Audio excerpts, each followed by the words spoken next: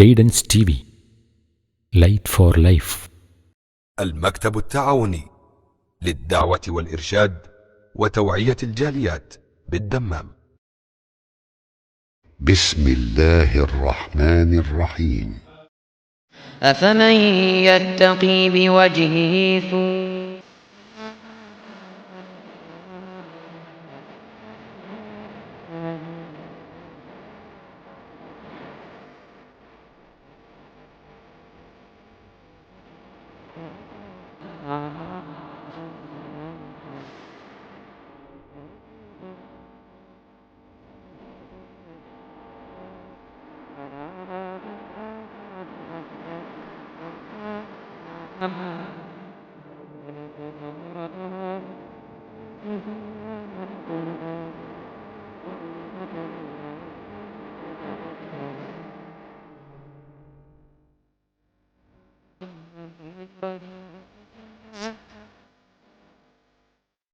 بسم الله والحمد لله والصلاة والسلام على رسول الله. اللهم صل وسلم وبارك وانعم على عبدك ونبيك ورسولك محمد صلى الله عليه وسلم وآله وصحبه أجمعين. الله نزل أحسن الحديث كتابا متشابها مثانيا تقشعر منه جلود الذين يخشون ربهم ثم تلين جلودهم وقلوبهم إلى ذكر الله ذلك هدى الله يهدي به من يشاء ومن يضلل الله فما له من هاد. നമ്മൾ ഇവിടെ പറഞ്ഞു വെച്ചത് വിശുദ്ധ ഖുർആൻ്റെ വർണ്ണനകളാണ് ഈ ആയത്തിൽ. അല്ലാഹു സുബ്ഹാനഹു വ തആല വിശുദ്ധ ഖുർആനെ കുറിച്ച് പറഞ്ഞു അഹ്സൻ അൽ ഹദീസ്. പിന്നെ വിശുദ്ധ ഖുർആൻ കിതാബൻ എന്ന് പറഞ്ഞാൽ അത് പിന്നെ എഴുതപ്പെട്ട കിതാബാണ്. അല്ലാഹു സുബ്ഹാനഹു വ തആല വിശുദ്ധ ഖുർആനെ ലൗഹുൽ മഹ്ഫൂദിൽ എഴുതിയിട്ടുണ്ട്. അല്ലാഹു സുബ്ഹാനഹു വ തആല വിശുദ്ധ ഖുർആനെ മലക്കുകൾക്ക് നൽകിയ സഹീഫയിൽ എഴുതിയിട്ടുണ്ട്. പിന്നെ വിശുദ്ധ ഖുർആൻ എന്ത് ചെയ്തിട്ടുണ്ട്? ഇവിടെയും എഴുതപ്പെട്ടിട്ടുണ്ട്. മനസ്സുകളിൽ മാത്രമല്ല വിശുദ്ധ ഖുർആൻ സംരക്ഷിക്കപ്പെട്ടുള്ളത്, ലിഖിത രൂപത്തിലും ഇത് എഴുതപ്പെട്ടിട്ടുണ്ട്. ഞാൻ പറഞ്ഞില്ലേ, സെയ്ദ് ബിൻ സാബിത്തിനോട് ഖുർആൻ ക്രോഡീകരിക്കാൻ പറഞ്ഞപ്പോൾ സെയ്ദ് ബിൻ സാബിത്ത് ക്രോഡീകരിച്ച എവിടുന്നാണ്? തോലുകളിൽ നിന്ന്, അതേപോലെ ഏടുകളിൽ നിന്ന്, മരക്കഷ്ണങ്ങളിൽ നിന്ന്, അതേപോലെ പിന്നെ ഈ ഈത്തപ്പന പട്ടയിൽ നിന്ന്, ഈത്തപ്പന ഓലയിൽ നിന്ന്, ഇങ്ങനെയൊക്കെ അദ്ദേഹം അതിന് തോലിൽ നിന്ന് ഒക്കെ അദ്ദേഹം ക്രോഡീകരിച്ചു വരുന്നു. അപ്പോൾ അത് എഴുതപ്പെട്ടിട്ടുണ്ട്. പിന്നെ അത് മുസ്ഹഫിൽ ക്രോഡീകരിക്കപ്പെട്ടു. പിന്നെ മുത്തശാബിഹൻ, അതിൻ്റെ ആശയങ്ങളിൽ പദാവലികളിലൊക്കെ എന്താണ് പിന്നെ പരസ്പരം സാദൃശ്യമാണ്, വൈരുദ്ധ്യമില്ലാത്ത നിലക്ക്. മസാനി എന്ന് പറഞ്ഞിട്ടുണ്ടെങ്കിൽ വിഷയങ്ങൾ ആവർത്തിക്കപ്പെടുന്നു, സംഭവങ്ങൾ ആവർത്തിക്കപ്പെടുന്നു. പിന്നെ ആവർത്തിക്കപ്പെടുന്നത് വിരസത ഉണ്ടാക്കുമാറല്ല, ഒരിടത്ത് പ്രതിപാദിച്ച രീതിയിലല്ല മറ്റൊരിടത്ത് പ്രതിപാദിക്കുന്നത്. അപ്പോൾ അതെന്താണ്? വിഷയങ്ങൾ മനസ്സിൽ രൂഢമൂലമാകുന്നതിന് വേണ്ടിയാണ്. സ്വർഗത്തെക്കുറിച്ച് പറഞ്ഞാൽ പിന്നെ തുടർന്ന് നരകത്തെക്കുറിച്ച് പറയും, സ്വർഗവാസികളെക്കുറിച്ച് പറഞ്ഞാൽ നരകവാസികളെക്കുറിച്ച് പറയും, അതേപോലെ തന്നെ കൽപ്പനകൾ പറഞ്ഞാൽ പിന്നെ വിരോധങ്ങൾ പറയും. ഇങ്ങനെയുള്ള വിശുദ്ധ ഖുർആൻ്റെ പ്രത്യേകത അതൊക്കെ പരിഗണിച്ചാണ് മസാനി. അതേപോലെ വിശുദ്ധ ഖുർആൻ പ്രശംസനീയമായ ഗ്രന്ഥമാണ്, അതുകൊണ്ടാണ് മസാനി. തഖ്ശഇറു മിൻഹു ജുലൂദുൽ ലദീന യഖ്ശൗന റബ്ബഹും. വിശുദ്ധ ഖുർആൻ നിമിത്തം തങ്ങളുടെ റബ്ബിനെ ഭയക്കുന്നവർക്ക് തഖ്ശഇറു എന്നാണ് അവരുടെ ശരീരത്തിൽ ഈ കഷ്അരീറ എന്ന് പറയാം എന്ന് പറഞ്ഞെങ്കിൽ പിന്നെ തൊലിപ്പുറത്തുണ്ടാകുന്ന ഒരു അനുഭവം, അതായത് അള്ളാഹുവിനോടുള്ള പേടിയാൽ തൊലിപ്പുറത്തുണ്ടാകുന്ന ഒരനുഭവത്തിനാണ് കഷ്അരീറ എന്ന് പറയാം. നമ്മൾ പുളകിതമാകുക എന്നൊക്കെ, രോമാഞ്ചമണിയുന്നു എന്നൊക്കെ പറയും അള്ളാഹുവിനോടുള്ള പേടിയാൽ. പിന്നെ സുമ്മ തെലീനു ജുലൂദുഹും വഖുലൂബുഹും ഇലാ ദിക്രില്ല എന്നാണ്. ഇവിടെ തെലീനു ഇല പ്രയോഗിച്ചതുകൊണ്ട് തത്മഇന്നു എന്നുള്ള അർത്ഥം, തസ്കുൻ, പിന്നീട് സമാധാനപ്പെടും. സുമ്മ തെലീനു എന്ന് പറഞ്ഞാൽ പിന്നീട് സമാധാനപ്പെടും. ജുലൂദുഹും അവരുടെ തൊലികളും, വഖുലൂബുഹും അവരുടെ കൽബുകളും ഇലാ ദിക്രില്ല എന്നുള്ളതുകൊണ്ട് ഉദ്ദേശിക്കുന്നത് ഇവിടെ ദിക്റുള്ള എന്താണ്? ഖുർആനാണ്, അള്ളാഹുവിൻ്റെ ഖുർആൻ എന്ന് പറഞ്ഞെങ്കിൽ ഇവിടെ ഭയത്തെക്കുറിച്ചാണ് പറയുന്നത്. ഇവിടെ പിന്നെ നഫ്സിനുണ്ടാകുന്ന പിന്നെ സുഖം, അതേപോലെ തന്നെ സരളത, നഫ്സിന് അത് പിന്നെ ഇവിടെ നോക്കി ജുലൂദിനെ കുറിച്ചാണ് പറഞ്ഞത്. ഇവിടെ ജുലൂദും പറഞ്ഞു, കുലൂബും പറഞ്ഞു. സംഭവം മനസ്സിൻ്റെ പേടി കൊണ്ടാണ് തലപ്പുറത്ത് ഇതുണ്ടാകുന്നത്. മനസ്സിൻ്റെ പേടി, റബ്ബിനെ ഭയക്കുന്നവർക്കാണല്ലോ ജുലൂദിൽ പ്രശ്നം ഈ വിഷയം ഉണ്ടാകുന്നത്. ഇവിടെ പിന്നെ വിശുദ്ധ ഖുർആൻ പാരായണം ചെയ്യുമ്പോൾ ഉണ്ടാകുന്നതായ ഈ വിശുദ്ധ ഖുർആനിൽ മുന്നറിയിപ്പുകളും താക്കീതുകളും നരകത്തെക്കുറിച്ചുള്ള പരാമർശങ്ങളും ശിക്ഷകളെക്കുറിച്ചൊക്കെ പറയുന്നുണ്ടെങ്കിലും അതോടൊപ്പം വിശുദ്ധ ഖുർആനിൽ എന്തുണ്ട്? സുവിശേഷങ്ങളുണ്ട്. സ്വർഗത്തെക്കുറിച്ച് പരാമർശമുണ്ട്, സ്വർഗവാസികളെക്കുറിച്ച് പരാമർശമുണ്ട്. അതേപോലെ തന്നെ വിശുദ്ധ ഖുർആനിൽ അള്ളാഹുവിനെക്കുറിച്ചുള്ള വസ്ഫുകളുണ്ട്. അള്ളാഹുവിൽ പ്രതീക്ഷ നൽകുന്ന, അള്ളാഹുവിനെക്കുറിച്ച് പ്രത്യാശ നൽകുന്ന കുറേ അള്ളാഹുവിൻ്റെ നാമങ്ങളെല്ലാം, എല്ലാ നാമങ്ങളും അള്ളാഹുവിൻ്റെ അങ്ങനെയാണല്ലോ. അതേപോലെ തന്നെ അള്ളാഹുവിൻ്റെ കാരുണ്യത്തെക്കുറിച്ചുള്ള പരാമർശങ്ങൾ ഇതൊക്കെ വിശുദ്ധ ഖുർആനിലുണ്ട്. അതുകൊണ്ട് തന്നെ പിന്നെ പേടി വരുന്നതോടൊപ്പം വിശുദ്ധ ഖുർആനിൽ എന്തുണ്ട്? മനുഷ്യൻ്റെ തൊലികൾക്കും മനുഷ്യൻ്റെ കൽബിനും മനസ്സിനും പിന്നെ ഈ സമാധാനം, ശാന്തി, സുഖം പ്രദാനം ചെയ്യുന്ന അവസ്ഥയുണ്ട് ഇതിൽ. അതാണ് ഇവിടെ ഇലാദിക്കിരില്ല സുമ്മ തെലീനു ജുലൂദുഹും വഖുലൂബുഹും ഇലാദിക്കിരില്ല എന്നാണ് ലാന ഇല പ്രയോഗിച്ചുകൊണ്ട് തത്തുമ ഇന്നു തസ്കുനു സമാധാനപ്പെടും, ശാന്തിപ്പെടും തൊലികളും ഹൃദയങ്ങളും അള്ളാഹുവിൻ്റെ ദിക്റിലേക്ക്, അള്ളാഹിൻ്റെ ദിക്റിലേക്ക് എന്ന് പറഞ്ഞാൽ വിശുദ്ധ ഖുർആനിലേക്ക് എന്നുള്ളതാണ്. ഈ ആധ്യാത്മിക രചനകളിൽ വായിക്കുന്ന ഒരു സംഗതിയാണ് അസായിറൂന ഇലല്ലാഹി ഫി മബ്ദഇൽ ജലാൽ. ഇദാ നദറു ഇലാ ജലാലില്ലാഹി താശു വ ഇദാ ലാഹ ലഹും അസറും മിനൽ ജമാലി ആശു എന്നാണ്. അതായത് അള്ളാഹുവിൻ്റെ ഗാംഭീര്യം മനസ്സിലാക്കുമ്പോൾ ആ ഗാംഭീര്യത്താൽ എന്ത് ചെയ്യും? പിന്നെ താശു എന്നാണ് മനുഷ്യന്മാർ പിന്നെ ഭയപ്പാട്ടിലകപ്പെടുന്നതാണ്, വിഭ്രാന്തിയിലകപ്പെടുന്നതാണ്. അള്ളാഹുവിൻ്റെ ഈ ഗാംഭീര്യം, അള്ളാഹുവിനുള്ള ഗൗരവം മനസ്സിലാക്കുമ്പോൾ മനുഷ്യന്മാരെന്താവും? താശു എന്നാണ്, അവർക്ക് ഒരു വിഭ്രാന്തിജനകമായ അവസ്ഥ ഉണ്ടാകും. പക്ഷേ അള്ളാഹുവിൻ്റെ ജമാൽ, സൗന്ദര്യം, ആ സൗന്ദര്യത്തിൽ അവർ പിന്നെ കണ്ണു നടുമ്പോൾ അല്ലെങ്കിൽ സൗന്ദര്യം അവർക്ക് പ്രത്യക്ഷപ്പെടുമ്പോൾ ആശു എന്നാണ്, അവർ സമാധാന ചിത്തരായി അവർ മാറും, ജീവിക്കും എന്നുള്ളതാണ്. അപ്പോൾ ത്വൈഷുണ്ട്, ഐഷുണ്ട്. ത്വൈഷ എപ്പോഴാണ് വരിക? അള്ളാഹുവിനെക്കുറിച്ചുള്ള അള്ളാഹുവിൻ്റെ ഗാംഭീര്യം വരുമ്പോഴാണ് എന്നുള്ളത്. അതേസമയം ഐഷ് വരുന്നത് എപ്പോഴാണ്? ഐഷ് എന്നുള്ളതുകൊണ്ട് തന്നെ സമാധാന ജീവിതം. അത് വരുന്നത് അള്ളാഹുവിൻ്റെ സൗന്ദര്യം, അള്ളാഹുവിൻ്റെ പിന്നെ ഭംഗി ഇത് മനസ്സിലാക്കുമ്പോഴാണ് എന്നാണ്. അള്ളാഹുവിൻ്റെ ഗാംഭീര്യം എപ്പോഴാണ് ഒരാൾ ദർശിക്കുക?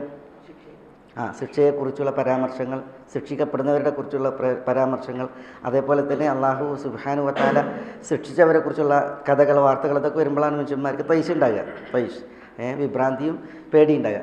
അതേസമയം അള്ളാഹു സുബ്ഹാനഹു വ തആല കരുണാവാരിധിയാണ്, കരുണാമയനാണ്, ആർദ്രതയുള്ളവനാണ്, പൊറുക്കുന്നവനാണ്. അള്ളാഹു സുബ്ഹാനഹു വ തആല പൊറുത്തവർ, കരുണ ചൊരിഞ്ഞവർ, ഇവരെക്കുറിച്ച് കേൾക്കുമ്പോൾ എന്താവും? മനുഷ്യന്മാർക്ക് ഐഷ് ഉണ്ടാകും എന്നുള്ളതാണ്. അത് അള്ളാഹുവിൻ്റെ വിഷയത്തിൽ കേട്ടോ. ഇറൂന ഇലല്ലാഹി ഫി മബ്ദഇൽ ജലാൽ. ദുനിയാവിൽ സൗന്ദര്യം കണ്ടിട്ടുണ്ടെങ്കിൽ മനുഷ്യന്മാർക്ക് ഐഷ ഉണ്ടാകുക, ത്വൈഷ ഉണ്ടാകുക. ചിലർ പിന്നെ ഭ്രാന്തന്മാരെ പോലെ മാറും ഈ സൗന്ദര്യത്തിന് മുമ്പിൽ. നമ്മൾ ഈ മജ്നൂൻ ലൈലനെ കുറിച്ചൊക്കെ പറയില്ലേ?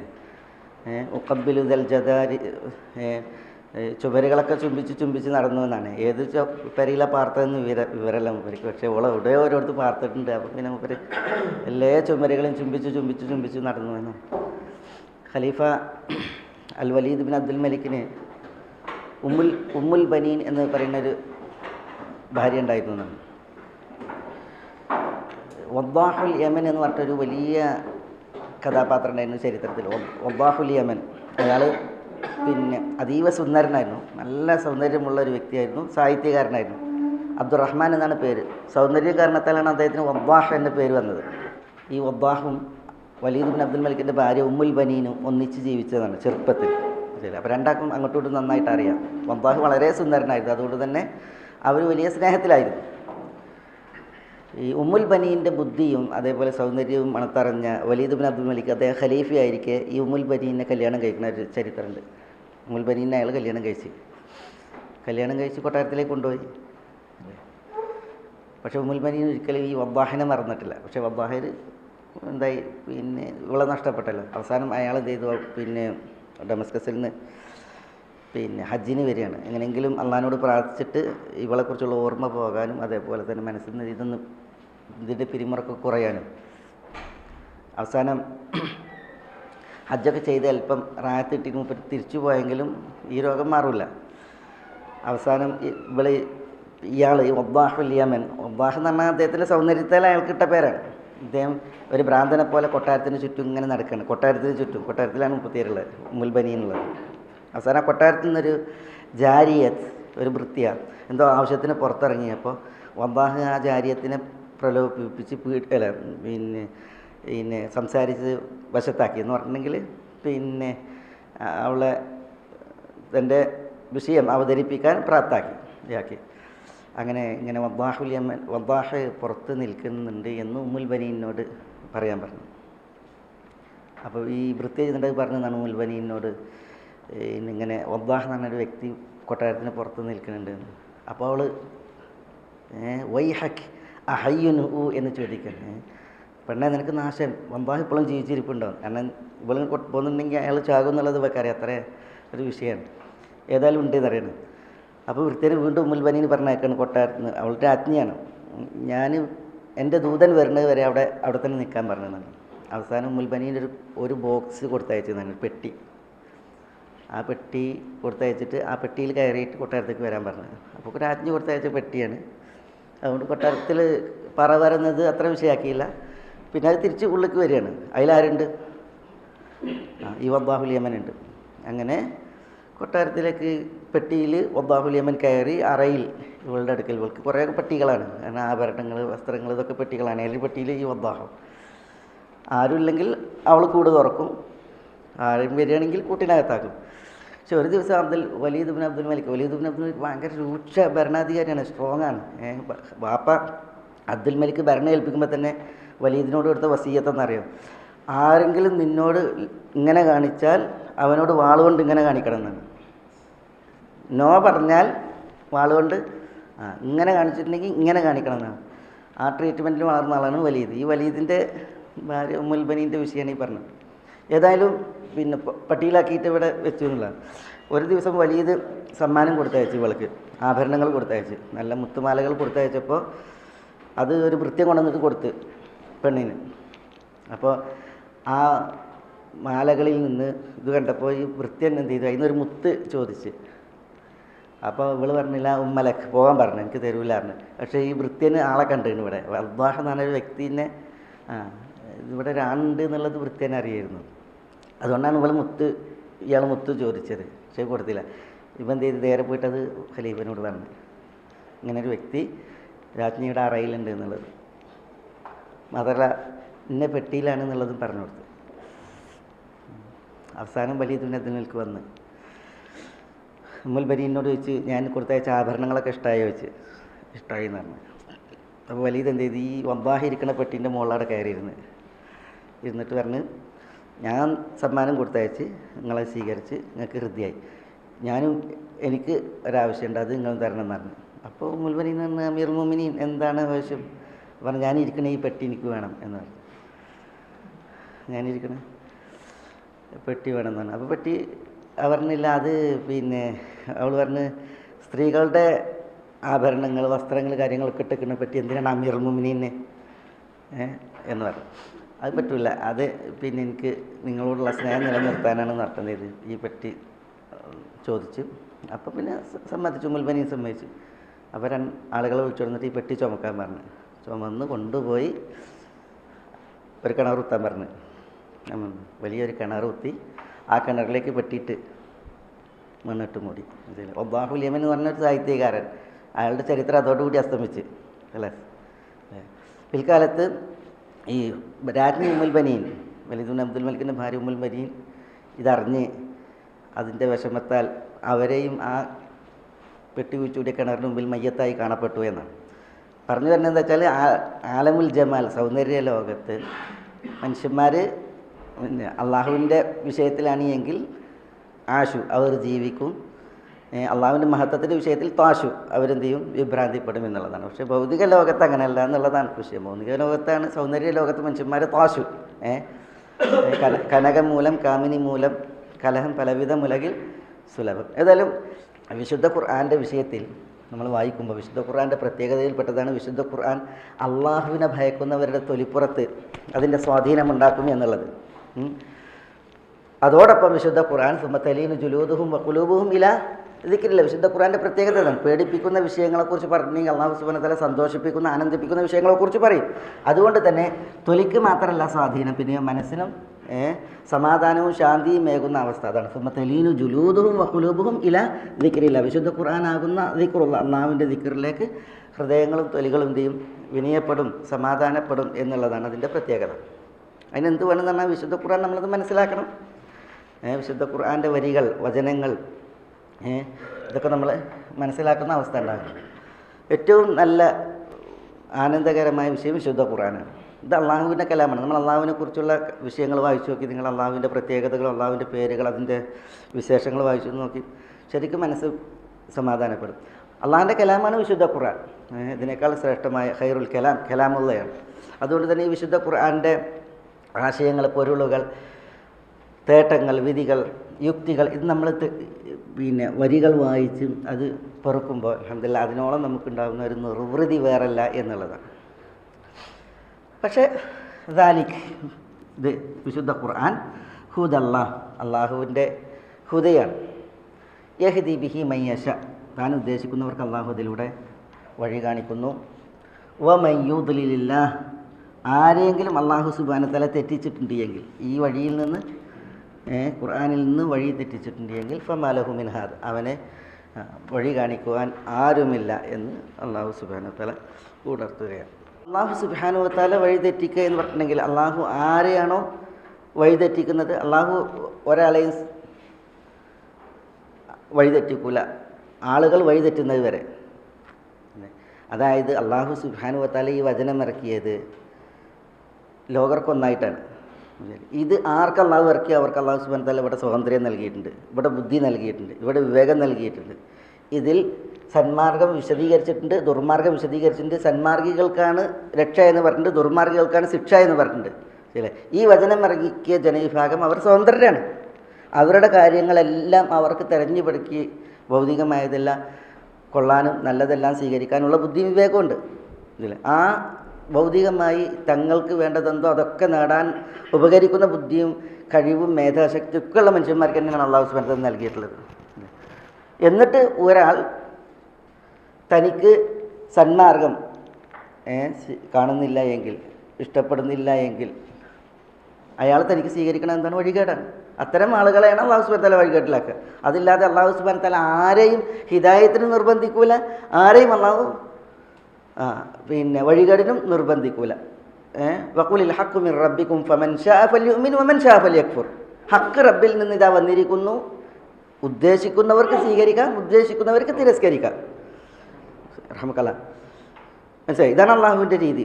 പക്ഷേ ഒരാൾ ധാർഷ്ട്യത്തിൽ, അഹങ്കാരത്തിൽ, തനിക്കിത് വേണ്ടെന്ന നിലപാടിൽ, തൻ്റെ സ്വാതന്ത്ര്യം ഉപയോഗിച്ച് ധാർഷ്ട്യത്തിൽ, അഹങ്കാരത്തിൽ വഴികേട് തിരഞ്ഞെടുക്കുകയാണെങ്കിൽ അള്ളാഹു സുബ്ഹാനഹു വ തആല അവന് വിധിക്കുന്നത് എന്താ? അത് വഴികേട് തന്നെയാണ്. ആ നിലക്ക് അവനെ വഴികേട്ടിലാക്കുന്നത് ആരാണ്? പക്ഷേ അള്ളാഹുവാണ്. പക്ഷേ അള്ളാഹു അല്ല യഥാർത്ഥത്തിൽ അതിൻ്റെ തുടക്കം, ഇവൻ തന്നെയാണ്. അഫമൻ യത്തഖി ബിവജ്ഹിഹി സൂഅൽ അദാബി യൗമൽ ഖിയാമ വഖീല ലിദ്ദാലിമീന ദൂഖൂ മാ കുൻതും തക്സിബൂൻ. അഫമൻ യത്തഖി ബിവജ്ഹിഹി, ഇവിടെ നോക്കി അള്ളാഹു സുബ്ഹാനഹു വ തആല പറയാണ്, മൻ യത്തഖി എന്ന് പറഞ്ഞാൽ സംരക്ഷിക്കുന്നവൻ, കാക്കുന്നവൻ. മൻ യത്തഖി, അഫമൻ എന്നുള്ളത് ചോദ്യമാണ്. അഫമൻ ഇതിലിപ്പോൾ ആ ഇസ്തിഫാമാണ്, ഫ ആതിഫത്താണ്, മൻ പിന്നെ മൗസൂലയാണ്, അല്ലെങ്കിൽ പിന്നെ ഷർത്തിയാണ്, പിന്നെ എന്നൊക്കെ പറഞ്ഞിട്ടുണ്ടെങ്കിൽ അത് കുറേ വിശദീകരിച്ച് ഓരോന്ന് പറയണം. നമ്മൾ മൊത്തത്തിൽ പറയണം അഫമൻ യത്തഖി, കാക്കുന്നവൻ, സംരക്ഷിക്കുന്നവൻ ആണോ? ബിവജ്ഹിഹി, തൻ്റെ മുഖം കൊണ്ട്, തൻ്റെ മുഖം കൊണ്ട്. സൂഅൽ അദാബ്, സൂഅൽ അദാബ് എന്ന് പറഞ്ഞാൽ ശിക്ഷയുടെ ഏറ്റവും മോശമായ അവസ്ഥ എന്നുണ്ടെങ്കിൽ അവിടെ മോശമായ ശിക്ഷ എന്നർത്ഥം. യൗമൽ ഖിയാമ, അന്ത്യനാളിൽ. അപ്പോൾ അന്ത്യനാളിൽ മോശമായ ശിക്ഷ തൻ്റെ മുഖം കൊണ്ട് തടുക്കുന്നവൻ ആണോ? ഇവിടെ അല്ലാഹു സുബ്ഹാനഹു വ തആല ഒരു തുല്യപ്പെടുത്തൽ നടത്തുകയാണ്. അന്ത്യനാളിലെ ഏറ്റവും മോശമായ ശിക്ഷ തൻ്റെ മുഖം കൊണ്ട് തടുക്കുന്നവൻ ആണോ? ആരെപ്പോലെയാണോ? ശിക്ഷ വരാതെ രക്ഷ നൽകപ്പെട്ട് ഉള്ള വ്യക്തി അവനെപ്പോലെയാണോ എന്ന് അല്ലാഹു സുബ്ഹാനഹു വ തആല ചോദിക്കുകയാണ്. അപ്പോൾ ശിക്ഷ അർഹിക്കുന്നവനും ശിക്ഷ അർഹിക്കാത്തവനും ഒരുപോലെയാണോ എന്നുള്ളതാണ് അല്ലാഹു സുബ്ഹാനഹു വ തആല പറയുന്നത്. മനസ്സിലല്ലേ?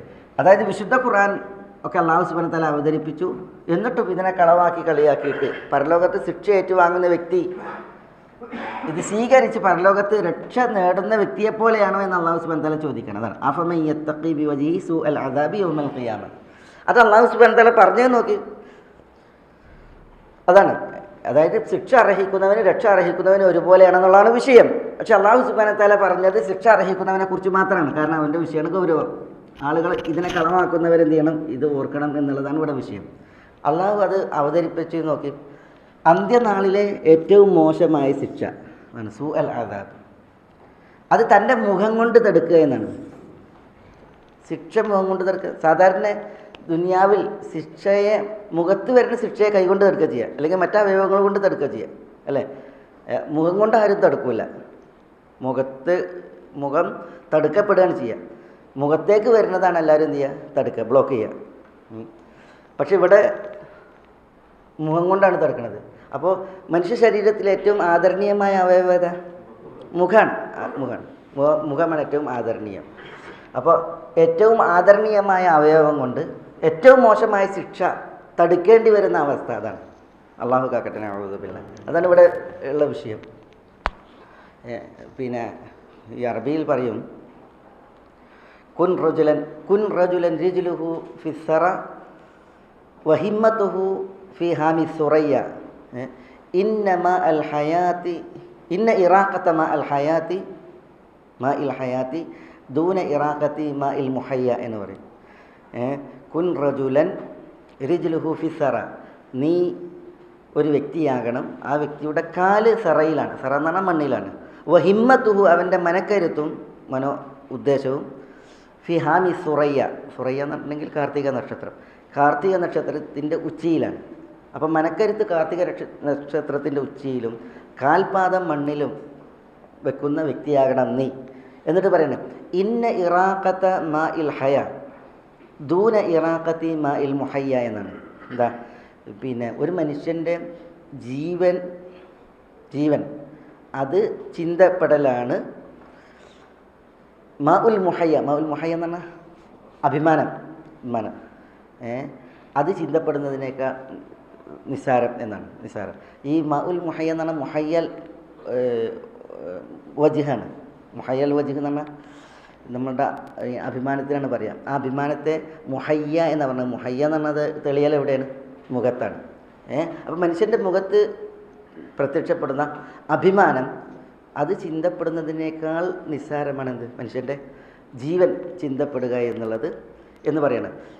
ഒരു മനുഷ്യന് ഏറ്റവും മുഖ്യമാണെന്ത്? അവൻ്റെ മാ ഉൽ വജ്ഹ് അല്ലെങ്കിൽ മാ ഉൽ മുഹയ്യ എന്ന് പറയും. മുഖത്തിൻ്റെ പിന്നെ അഭിമാനം, ആ അവയവമാണ് നോക്കണം നിങ്ങൾ ഏറ്റവും നിസ്സാരമായ ശിക്ഷ. അത് തനിക്ക് വരാതിരിക്കാൻ, അതിനെ തടുക്കാൻ ഉപയോഗിക്കുന്നത്. അഫമൻ യത്തഖി ബിവജ്ഹിഹി സൂഅൽ അദാബി യൗമൽ ഖിയാമ. പരലോകവുമായി ബന്ധപ്പെട്ടുള്ള വചനങ്ങളിലൊക്കെ നമ്മൾ വായിക്കുന്നതാണ്. വുജൂഹു യൗമൈദിൻ മുസ്ഫിറ ളാഹിഖത്തും മുസ്തബ്ശിറ വവുജൂഹു യൗമൈദിൻ അലൈഹാ ഗബറ തർഹഖുഹാ ഖതറ എന്നാണ്. മുഖത്താണ് പൊടി, മുഖത്തെയാണ് ഇരുട്ട് മൂടുക എന്നുള്ളതാണ്. പല വചനങ്ങളിലും അത് കാണാൻ സാധിക്കും. അല്ലാഹു സുബ്ഹാനഹു വ തആല നമ്മളെ കാക്കട്ടെ. അഫമൻ യത്തഖി ബിവജ്ഹിഹി സൂഅൽ അദാബി യൗമൽ ഖിയാമ വഖീല ലിൽദാലിമീൻ ദൂഖു മാ കുൻതും തക്സിബൂൻ. വഖീല ലിൽദാലിമീൻ, അക്രമികളോട് പറയപ്പെടും.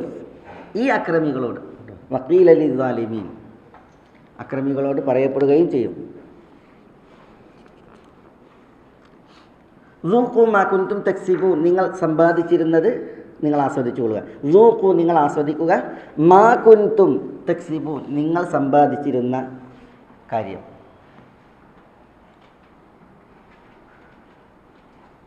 എന്താണോ തങ്ങൾ സമ്പാദിച്ചിരുന്നത് അത് ആസ്വദിച്ചു കൊള്ളുക എന്നവരോട്, അക്രമികളോട് പറയപ്പെടുകയും ചെയ്യും എന്നാണ്. എല്ലാം നരകത്തിന് വിറകാണ്. എല്ലാം നരകത്തിന് സമ്പത്തുണ്ടാകാം, സമ്പാദ്യം സ്ഥാനമാനങ്ങളുണ്ടാകാം, സമ്പാദ്യം പലതും ഉണ്ടാകാം, പക്ഷെ ഒക്കെ നരകത്തിന് വിറകാണ്. അതുകൊണ്ട് തന്നെ ഈ ശിക്ഷ ഏറ്റുവാങ്ങുന്ന അക്രമികളോട് നിങ്ങൾ സമ്പാദിച്ചിരുന്നത് നിങ്ങൾ ആസ്വദിച്ചു കൊള്ളുക എന്ന് പറയപ്പെടുകയും ചെയ്യും എന്നാണ്. തുടർന്ന് അല്ലാഹു സുബ്ഹാനഹു വ തആല ഇവിടെ ചരിത്രത്തെ ഉദ്ധരിക്കുകയാണ്. കദ്ദബ അല്ലദീന മിൻ ഖബ്ലിഹിം ഫഅതാഹുമുൽ അദാബു മിൻ ഹൈസു ലാ യശ്ഉറൂൻ. കദ്ദബ അല്ലദീന മിൻ ഖബ്ലിഹിം, ഇവർക്ക് മുമ്പുള്ളവർ കളവാക്കി. കദ്ദബ കളവാക്കി, അല്ലദീന മിൻ ഖബ്ലിഹിം ഇവർക്ക് മുമ്പുള്ളവർ. ഇവർക്ക് മുമ്പുള്ളവർ എന്ന് പറഞ്ഞാൽ വിശുദ്ധ ഖുർആനെ കളവാക്കിയവർ, അവർക്ക് മുമ്പുള്ളവർ. വിശുദ്ധ ഖുർആൻ്റെ പ്രത്യേകത നോക്കി, നിങ്ങൾ അറബി ഭാഷയിലുള്ള വിശുദ്ധ ഖുർആനാണ്. അതിൻ്റെ പ്രത്യേകത അത് അഹ്സനുൽ ഹദീസാണ്, അത് കിതാബാണ്. മുതശാബിഹൻ മസാനി തഖ്ശഇറു മിൻഹു ജുലൂദു ലദീന യഖ്ശൗന റബ്ബഹും സുമ്മ തലീനു ജുലൂദുഹും വഖുലൂബുഹും ഇലാ ദിക്രില്ലാഹ്. ഇത്രയും വിശേഷണങ്ങളുള്ള ഈ ഗ്രന്ഥത്തെ കളവാക്കുന്ന മനുഷ്യന്മാരാണ്, അതിനെയാണ് പരിഹസിക്കുന്നത്. അപ്പോൾ അല്ലാഹു സുബ്ഹാനഹു വ തആല പറയുന്നത് കദ്ദബ അല്ലദീന മിൻ ഖബ്ലിഹിം, അത് ഇവരുടെ മാത്രം ഒരു വിഷയമല്ല, അവർക്ക് മുമ്പുള്ളവരും കളവാക്കി. പക്ഷേ ഫഅതാഹുമുൽ അദാബു മിൻ ഹൈസു ലാ യശ്ഉറൂൻ.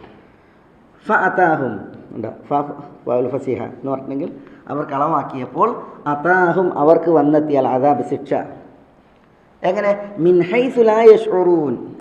മിൻ ഹൈസു ലാ യശ്ഉറൂൻ എന്ന് പറഞ്ഞാൽ യശ്ഉറൂൻ എന്ന് പറഞ്ഞാൽ അവർ അറിയുന്നു, ലാ യശ്ഉറൂൻ അവർ അറിയുന്നില്ല. മിൻ ഹൈസു ലാ യശ്ഉറൂൻ എന്ന് പറഞ്ഞാൽ തങ്ങൾ അറിയാത്ത നിലയ്ക്ക്, കൈഫിയത്തിൽ. മിൻ ഹൈസു ലാ യശ്ഉറൂൻ തങ്ങൾ അറിയാത്ത നിലയ്ക്ക് അദാബ് അവരിലേക്ക് വന്നു എന്നാണ്. അതെങ്ങനെ? അതിൻ്റെ ഉദാഹരണം ഇപ്പോൾ ആദ് ഗോത്രത്തിലേക്ക് എങ്ങനെ അദാബ് വന്നത്? ആദ് ഗോത്രത്തിലേക്ക് അദാബ് വന്നത് കാർമുകിലിൻ്റെ രൂപത്തിലാണ്, കാർമേഘമായിട്ടാണ് വന്നത് അല്ലേ?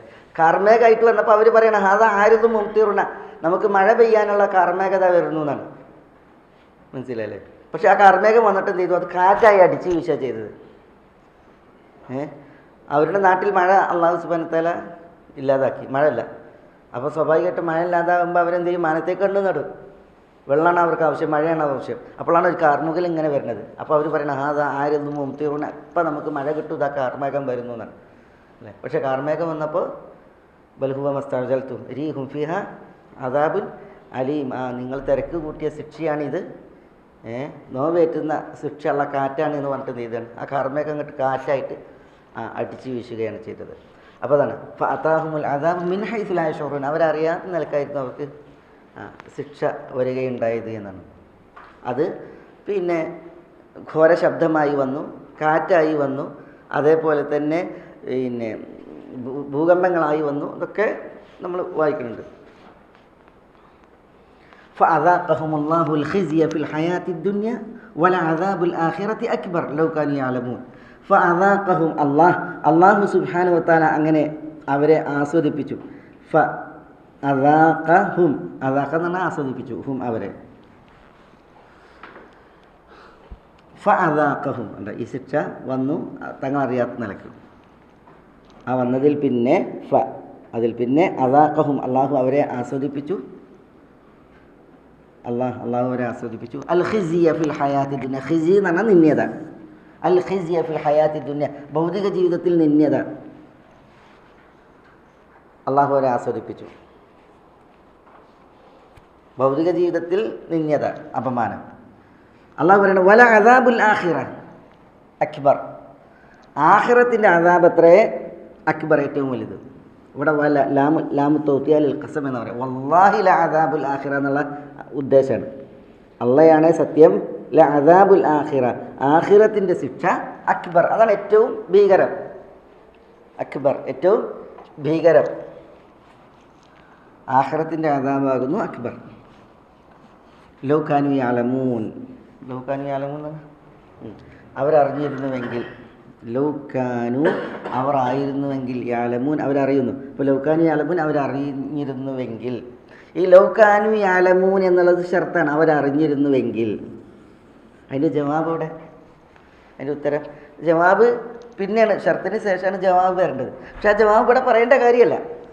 കാരണം എന്താ, അതിവിടെ അത് അറിയിക്കുന്ന സംഗതി ഇവിടെ മുൻകഴിഞ്ഞിട്ടുണ്ട്. അപ്പോൾ ലൗ കാനു യഅലമൂൻ അവരറിഞ്ഞിരുന്നുവെങ്കിൽ ദുനിയാവിലെ അപമാനത്തേക്കാൾ വലിയ, പരലോകത്തെ ദുനിയാവിലെ അപമാനത്തേക്കാൾ വലുത് ആഖിറത്തിൻ്റെ അദാബ് ശിക്ഷയാണ് എന്നത് അവർക്ക് ബോധ്യപ്പെടുമായിരുന്നു എന്നുള്ളതാണ്. ലൗ കാനു യഅലമൂൻ. വലഖദ് ദറബ്നാ ലിന്നാസി ഫീ ഹാദൽ ഖുർആനി മിൻ കുല്ലി മസലിൻ ലഅല്ലഹും യതദക്കറൂൻ ഖുർആനൻ അറബിയ്യൻ ഗൈറ ദീ ഇവജിൻ ലഅല്ലഹും യത്തഖൂൻ ضرب الله مثلا رجلا فيه شركاء متشاكسون ورجلا سلما لرجل هل يستويان مثلا الحمد لله بل أكثرهم لا يعلمون. ഇവിടെ അല്ലാഹു സുബ്ഹാനഹു വ തആല തുടർന്ന് പറഞ്ഞ ഇവിടെ പിന്നെ പൂർവികർ കളവാക്കി. അപ്പോൾ അവർക്ക് അല്ലാഹു സുബ്ഹാനഹു വ തആല എന്ത് ചെയ്തു? മാനക്കേടിൻ്റെ ശിക്ഷ നൽകി. ദുനിയാവിൽ അവർക്ക് മാനക്കേട് ബാധിച്ചു. അള്ളാഹു തുടർന്ന് പറഞ്ഞത് വല അദാബുൽ ആഖിറത്തി അക്ബർ ലൗ കാനൂ യഅലമൂൻ. ആഖിറത്തിൻ്റെ അദാബാണ് ഏറ്റവും കൊടിയത്, കൊടൂരമായത് അവരറിഞ്ഞിരുന്നുവെങ്കിൽ. കാരണം അവരുടെ കയ്യിൽ ഇപ്പോൾ എന്താണ്? വിശുദ്ധ ഖുർആനെ കളവാക്കുക എന്നുള്ളതാണ്. വിശുദ്ധ ഖുർആനെ കളവാക്കുക, വിശുദ്ധ ഖുർആൻ്റെ ആശയങ്ങളെ കളവാക്കുക എന്നുള്ളതാണ്. അള്ളാഹു സുബ്ഹാനഹു വ തആല അതുകൊണ്ടാണ് വിശുദ്ധ ഖുർആൻ്റെ വർണ്ണനകൾ, വിശുദ്ധ ഖുർആൻ്റെ പ്രത്യേകതകൾ തുടർത്തുന്നത്. ഇവിടെ ഇനി വിശുദ്ധ ഖുർആനെ കുറിച്ച് അള്ളാഹു പറയുന്നത് വലഖദ് ദറബ്നാ ലിന്നാസി ഫീ ഹാദൽ ഖുർആനി മിൻ കുല്ലി മസൽ ലഅല്ലഹും യതദക്കറൂൻ. ഇവിടെ വലഖദ്, ഖദ് എന്ന് പറഞ്ഞാൽ തീർച്ചയായിട്ടും, ലാമു തൗതിയ ലിൽ ഖസം എന്നാണ് ഇനി പറയാം. അതായത് വല്ലാഹി ലഖദ് എന്ന ആശയമാണ്. ഇവിടെ ഒരു സത്യമാണ് എന്നുള്ളത് അറിയിക്കാനാണ് ഈ ലാമ്. അപ്പോൾ വല്ലാഹി എന്ന അർത്ഥത്തിൽ ദറബ്ന എന്ന് പറഞ്ഞാൽ നാം വ്യക്തമാക്കി, നാം വിശദീകരിച്ചു. ദറബ്ന നാം വിശദീകരിച്ചു. ദറബ പല അർത്ഥത്തിന് വരുന്ന പ്രയോഗം. അടിച്ചു, ഇടിച്ചു എന്നൊക്കെ അർത്ഥത്തിന് ദറബ വരും. ഒരു സംഗതിയിൽ ബാധിപ്പിക്കുന്നതിനാണ് ദറബ പ്രയോഗിക്കുക. അസിൽ ഒരു കാര്യം വിശദീകരിക്കുന്നത് എന്തിനാണ്? അത് മനസ്സിൽ പതിക്കാനും മനസ്സിൽ തറക്കാനുമാണ്. അപ്പോൾ ആ അടിസ്ഥാന ആശയം അതാണ്. വാദ് റ ബ ഈ 3 അക്ഷരങ്ങൾ ഘടിച്ചുള്ള ആ പദത്തിൻ്റെ പ്രത്യേകത അതാണ്.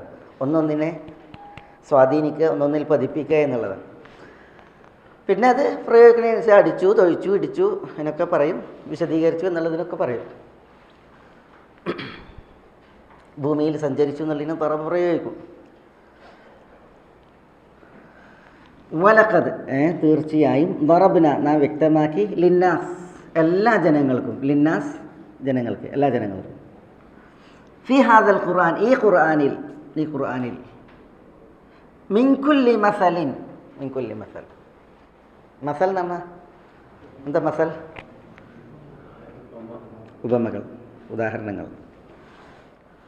കുല്ലു മസൽ എന്ന എല്ലാ ഉപമകളും. മിൻ തമിഴിലാണ്, ഉപമകളിൽ നിന്നെല്ലാം ചിലത് എന്നർത്ഥത്തിൽ. വിശുദ്ധ ഖുർആൻ ഉപമകളെ വിശദീകരിക്കുന്ന കിതാബല്ല. പക്ഷെ വിശുദ്ധ ഖുർആനിൽ എന്തുണ്ട്? ഉപമകളുണ്ട്. ഉപമകൾ പല നിലക്കുള്ള ഉപമകളുണ്ട്. ഉപമകൾ പറയുന്നത് എന്തിനാണ്? ഉപമകൾ പറയുന്നത് കാര്യങ്ങൾ എളുപ്പമാകാൻ, വ്യക്തമാകാൻ. മസൽ,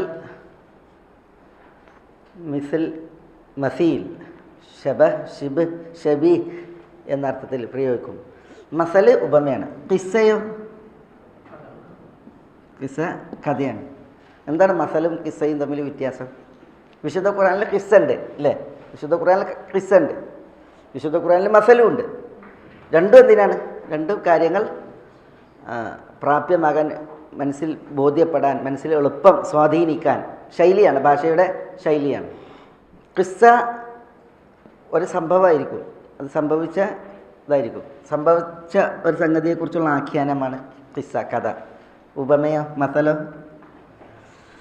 മസൽ സംഭവിച്ചതായിക്കൊള്ളണമെന്നില്ല, സംഭവിക്കാൻ സാധ്യത ഉണ്ടായാൽ മതി. സംഭവിച്ചതായിക്കൊള്ളണമെന്നില്ല, സംഭവിക്കാൻ സാധ്യത ഉള്ളതായാൽ മതി. മസൽ 2 രീതിയിൽ വരും. ഒന്നൊരു കിസ്സയെ പുരസ്കരിച്ചുള്ള മസൽ ഉണ്ടാവും. ഒരു സംഭവത്തെ ആസ്പദമാക്കിയിട്ട് ഒരു മസൽ വരും, ഉപമ വരും. ചിലത് കലാമും മുർസലായിരിക്കും. ഇപ്പം നബി സ്വല്ലല്ലാഹു അലൈഹി വസല്ലം തങ്ങൾ പറഞ്ഞില്ലേ, ലാ യുസ്ലഉൽ മുഅ്മിൻ ഫി ജുഹ്രിൻ മറത്തൈനി ലാ യുൽദഖുൽ മുസ്ലിം ഫി ജുഹ്രിൻ മറത്തൈനി എന്നാണ്. എന്താ? ഒരു വിശ്വാസിയെ ഒരു മാളത്തിൽ നിന്ന് 2 തവണ പാമ്പ് കടിക്കൂല എന്നാണ്. ഒരു വിശ്വാസിയെ 2 തവണ ഒരേ മാളത്തിൽ നിന്ന് പാമ്പ് കടിക്കൂല എന്നുള്ളതാണ്. അതെന്താണ്? ഒരു മസലാണ്. അതൊരു സംഭവത്തെ പുരസ്കരിച്ച് പറഞ്ഞതല്ല. നിസ്ലാസുൽ തങ്ങൾ അങ്ങനെ പറഞ്ഞാണ്. അൽ ഹർബ് ഖുദ്അത്തുൻ. ഹദീസുകളിൽ ധാരാളം കാണാൻ സാധിക്കും. ഹദീസുകളിൽ ആവശ്യം ധാരാളം കാണാൻ സാധിക്കും. ചിലത് അങ്ങനെയല്ല, ചിലത് ഒരു സംഭവത്തെ പുരസ്കരിച്ചായിരിക്കും. ഇപ്പം സബഖക ഉകാശ എന്ന് പറയും, സബഖക ബിഹി ഉകാശ എന്ന് പറയും. അതിപ്പോൾ ഒരാളൊരു കാര്യം ചോദിച്ച് വേറൊരാളെ കാര്യം ചോദിച്ചിട്ടുണ്ടെങ്കിൽ അയാൾക്കത് കൊടുത്തിട്ടുണ്ടെങ്കിൽ ഈ അടുത്ത ആൾ ചോദിക്കുന്ന ആളോട് പറയും സബഖക ബിഹ ഉകാശ, അത് ഉകാശ മുൻകടന്നിട്ടുണ്ട് എന്നാണ് ഇതില്ലേ. അതെന്താ ഉകാശ മുൻകടന്ന് പറഞ്ഞാൽ ഈ ആദ്യം ചോദിച്ച വ്യക്തി ഈ ഉകാശ ആയതുകൊണ്ടല്ല, പിന്നെയോ ഉകാശ മുമ്പൊരു കാര്യം റസൂലുള്ളാഹി സ്വല്ലല്ലാഹു അലൈഹി വസല്ലം തങ്ങളുടെ സവിധത്തിൽ ഉന്നയിച്ചിട്ടുണ്ട്. വിചാരണ കൂടാതെ ആദാബ് കൂടാതെ സ്വർഗത്തിൽ പ്രവേശിക്കുന്ന ആളുകൾ ഉണ്ട് എന്ന് പറഞ്ഞപ്പോൾ ഉകാശ പറഞ്ഞു, റസൂലെ ആ കൂട്ടത്തിൽ ഞാനും ഉൾപ്പെടാൻ നിങ്ങൾ ദുആ ചെയ്യും എന്ന് പറഞ്ഞു. അപ്പോൾ റസൂൽ പറഞ്ഞു അൻത മിൻഹും, നീ അവരുടെ കൂട്ടത്തിലാണെന്നാണ്. പിന്നെ വേറെ ആൾ ചോദിച്ചു, റസൂൽ എന്നെ അതിൽ ഉൾപ്പെടുത്താൻ ദുആ ചെയ്യാം പറഞ്ഞു. സബഖക ബിഹ ഉകാശ, ഉകാശ നിന്നെ മുൻകടന്നിരിക്കുന്നു എന്ന് പറയും. ഇതേപോലെ എന്തെങ്കിലും ഒരു പ്രശ്നം വരുമ്പോൾ പിന്നീട് എന്താ പറയുക, സബഖക ബിഹ ഉകാശ എന്നാ പറയുക. അവിടെ ഉകാശയിൽ ആരുമില്ല, പക്ഷേ അങ്ങനെ പറയും. അതാണ് മസൽ. എന്തെങ്കിലും ഒരു സംഭവത്തെ കിസ്സയെ തുടർന്നുണ്ടാകുന്ന മസലുണ്ട്. അതല്ലാതെ കലാമും മുർസലായിട്ട് ചിലത് ഇങ്ങനെ ഉപമയായിട്ട് പരിണമിക്കുന്ന വാക്യങ്ങളുണ്ടാത്ത വാക്യങ്ങളുണ്ട്. അറബി ഭാഷയിൽ ധാരാളം കാണാം. വാഫക്ക ഷെന്നു തബക്ക എന്ന് പറയും. വാഫക്ക ഷെന്നു തബക്ക. ഷെന്നു ഒരാളെ പേരാണ്, തബക്ക എന്നുള്ളതൊരു ആളെ പേരാണ്. അതെന്തിനറിയാം, രണ്ടാളൊരു കാര്യത്തിൽ ഒത്താൽ യോജിച്ചിട്ടുണ്ടെങ്കിൽ വാഫക്ക ഷെന്നു തബക്കഹു എന്ന് തബക്ക എന്നാണ് പറയുക. ഷെന്ന് ഒരു വലിയ ബുദ്ധിജീവിൻ്റെ പേരാണ്, ഒരു വ്യക്തിയാണ്. തബക്ക അയാളുടെ ഭാര്യൻ്റെ പേരാണ്. പക്ഷേ ഈ തബക്ക ഭാര്യ ആണീൻ്റെ മുമ്പാണ് ഷെന്ന് ഭയങ്കര ബുദ്ധിജീവിയായിരുന്നു. അയാൾ ശപഥം ചെയ്ത് പറഞ്ഞതാണ്, എന്നോളം ബുദ്ധിയുള്ള ഒരാളെ കിട്ടുന്നവരെ ഞാൻ കല്യാണം കഴിക്കൂല എന്നാണ്. അങ്ങനെ അയാൾ പെണ്ണ് തിരഞ്ഞിറങ്ങിയപ്പോഴാണ് ആ യാത്രയിൽ ഒരു വ്യക്തിനെ കണ്ടുമുട്ടുന്നത്. അപ്പോൾ ആ വ്യക്തിനോട് ചോദിക്കണം, നമുക്ക് ഒന്നിച്ച് പോകുക എന്ന് പറഞ്ഞു. അങ്ങനെ ഒന്നിച്ച് പോയതാണ്. അപ്പോൾ ഈ ഷെന്നു ഇയാളോട് പറയാണ്, യാത്രയിൽ തഹ്മിലുനി അന അഹ്മിലുക്ക്, നിങ്ങൾ എന്നെ ചുമക്കുമ്പോൾ ഞാൻ നിങ്ങളെ ചുമക്കണം ചോദിക്കുകയാണ്. അപ്പോൾ അയാൾ പറയണത്, ഇത്ര ഒരു കരിമ്പൊട്ടനെ കണ്ടിട്ടില്ല. പറയുമ്പോൾ ഇയാൾ ബുദ്ധിജീവിയാണ് ഷെന്നു. കരിമ്പൊട്ടനെ കണ്ടിട്ടില്ല. ഒരാളെ ഏറ്റി നടക്കാൻ പറ്റുമോ, ഇത് യാത്രയല്ലേ. അപ്പോൾ പിന്നെ ഷെന്നു മിണ്ടാതിരുന്ന്. പിന്നെ കുറേ കണ്ടെത്തിയപ്പോഴാണ് ഒരു കൃഷിയിടം കണ്ടത്, വളഞ്ഞു നിൽക്കുന്ന കൃഷിയിടമാണ്. അപ്പോൾ പറയണു, ഈ കൃഷിയിടത്തിലെ വിളവ് തിന്ന് തീർന്നിട്ടുണ്ടോ ഇല്ലയെന്ന് ചോദിക്കണം. ആ ഉക്കില അംല, തിന്നിട്ടുണ്ടോ ഇല്ലേന്ന്. അപ്പോൾ പറയണ കരിമ്പൊട്ട അത് അവിടെ വളഞ്ഞു നിൽക്കണത് കണ്ടില്ല, പിന്നെ അങ്ങനെ തിന്നോ ഇല്ലേ. അപ്പോൾ ഇയാൾ ഉണ്ടാകുന്നു. പിന്നെ യാത്ര പോയതാണ്. കുറേ എത്തിയപ്പോൾ ഒരു ജനാസ മയ്യത്ത് വീണ്. അപ്പോൾ മയ്യത്ത് വീണുണ്ടപ്പോൾ പറഞ്ഞ് ഈ ഷെന്ന് പറഞ്ഞ് ഇയാളോട്, അയാൾ ജീവിച്ചിരിപ്പുണ്ടോ അതോ മരിച്ചു പോയോന്ന്. ജീവിച്ചിരിപ്പുണ്ടോ മരിച്ചു പോയോന്ന്, ഈ മയ്യത്ത് കൊണ്ടുപോവാണ്. അപ്പോൾ വീണ്ടും ഇയാൾ പറഞ്ഞ്, കരിമ്പോട്ടൻ എന്ന് പറഞ്ഞിട്ടുണ്ടെങ്കിൽ കേട്ടിട്ടേ ഉള്ളത്, കണ്ട് നേരിട്ട്. ഒരു മയ്യത്ത് കബർക്ക കൊണ്ടുപോകണം, എന്നിട്ട് പിന്നെ ജീവിച്ചിരിപ്പുണ്ടോ ഇല്ലേ ചോദിക്കണം. അപ്പോൾ ഷെന്ന് വീണ്ടും ഉണ്ടാതിരുന്നതാണ്. അവസാനം ഇയാൾ എന്ത് ചെയ്ത്, ഈ കൂടെ ഉള്ള ആൾ പെരീക്കത്തിയപ്പോൾ അയാൾ പറഞ്ഞു, എന്നാൽ ജിജി പോയിക്കോ, ഞാനിവിടെ എൻ്റെ പേരേതാണ് എത്തിയെന്ന് പറഞ്ഞു. അപ്പോൾ ഈ ഷെന്നവിടെ പുറത്തിരുന്നാണ്. അപ്പം വാപ്പ ഉള്ളിൽ കയറിയപ്പം മകളുണ്ട് തബക്ക ഉള്ളിൽ. വാപ്പാനോട് ചോദിച്ചു, വാപ്പ ആരെങ്ങളെ കൂടെ വന്ന് ചോദിച്ചു. മകൾ പറഞ്ഞു, അതൊരു കരിമ്പോട്ടനാണ്, 5 വയസ്സിൻ്റെ ബുദ്ധിയില്ല, അവിടെ പുറത്തിരിക്കുന്നുണ്ട് പറഞ്ഞു.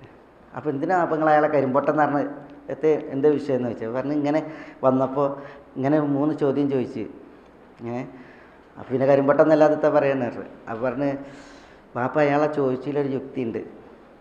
അപ്പോൾ അതെന്താണെന്ന് ചോദിച്ചു. പറഞ്ഞ്, ഇങ്ങനെ നിങ്ങളെന്നെ വഹിക്കുമ്പോൾ ഞാൻ നിങ്ങളെ വഹിക്കണം എന്ന് ചോദിച്ചത് യാത്രയിൽ വിരസത അനുഭവപ്പെടാതിരിക്കാൻ, യാത്രാക്ലേശം അനുഭവിക്കാതിരിക്കാൻ അന്യോന്യം വർത്തമാനം പറയുന്ന വിഷയമാണ്.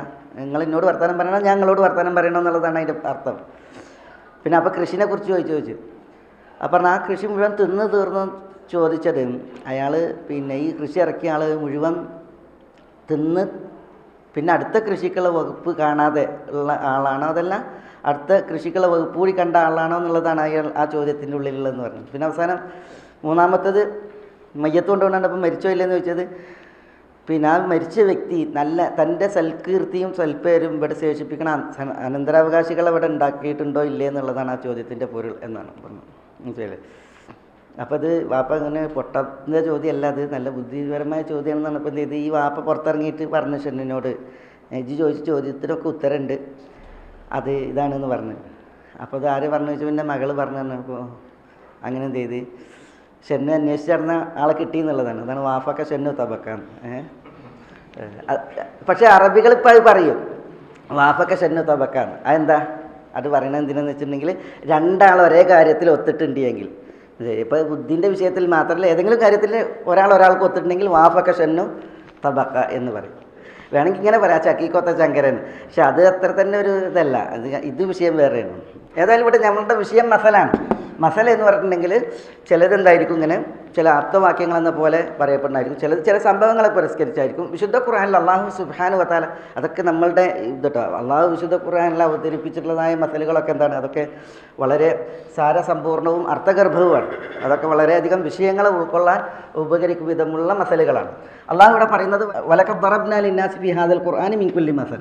വേറൊരു അടുത്ത് അള്ളാഹു പറഞ്ഞത് വലഖദ് സറഫ്നാ ഫീ ഹാദൽ ഖുർആനി ലിന്നാസി മിൻ കുല്ലി മസൽ. പല വചനങ്ങളുണ്ട്. ഏതായാലും വലഖദ് ദറബ്നാ ലിന്നാസി ഫീ ഹാദൽ ഖുർആനി മിൻ കുല്ലി മസലിൻ, മസലുകളിൽ നിന്ന് അള്ളാഹു സുബ്ഹാനഹു വതആല വിശദീകരിച്ചിട്ടുണ്ട്. അതെന്തിനാണ്? ലഅല്ലഹും യതദക്കറൂൻ. അത് ലഅല്ലഹും എന്ന് പറഞ്ഞാൽ ഇവിടെ തഅലീലിനാണ്. യതദക്കറൂൻ എന്ന് പറഞ്ഞാൽ ഉത്ബുദ്ധരാകുക. യതദക്കറൂൻ ചിന്തിക്കുക, ഉത്ബുദ്ധരാവുക. തദക്കറ യതദക്കറൂൻ അവർ ഉത്ബുദ്ധരാകും. ലഅല്ലഹും യതദക്കറൂൻ അവർ ഉത്ബുദ്ധരാകുന്നതിന് വേണ്ടി, അതായത് ആളുകൾ ഉത്ബുദ്ധരാകാൻ, കാര്യം ഗ്രഹിക്കാൻ വേണ്ടിയിട്ട് അല്ലാഹു സുബ്ഹാനഹു വ തആല ഈ ഖുർആനിൽ മസലുകളിൽ നിന്നെല്ലാം വിശദീകരിച്ചിട്ടുണ്ട്. പല ഉദാഹരണങ്ങൾ അല്ലാഹു സുബ്ഹാനഹു വ തആല വിശദീകരിച്ചിട്ടുണ്ട്. ചിലത് ദറബല്ലാഹു മസലൻ, അങ്ങനെ തന്നെയാണ്. ദറബല്ലാഹു മസലൻ, അള്ളാഹു ഉപമ വിശദീകരിച്ചു, അങ്ങനെയാണ്. ചിലടത്ത് വദ്രിബ് ലഹും മസലൻ, അതാണ് ശൈലി. നീ അവർക്ക് ഉദാഹരണങ്ങളെ വിശദീകരിക്ക്, ഇങ്ങനെയാണ് അള്ളാഹു സുബ്ഹാനഹു വ തആല പിന്നെ വിശദീകരിച്ചിട്ടുള്ളത്. വലഖദ് ദറബ്നാ ലിന്നാസി ഫീ ഹാദൽ ഖുർആനി മിൻ കുല്ലി മസൽ ലഅല്ലഹും യതദക്കറൂൻ. അതെങ്ങനെയാണ് അള്ളാഹു സുബ്ഹാനഹു വ തആല വിശദീകരിച്ചത്?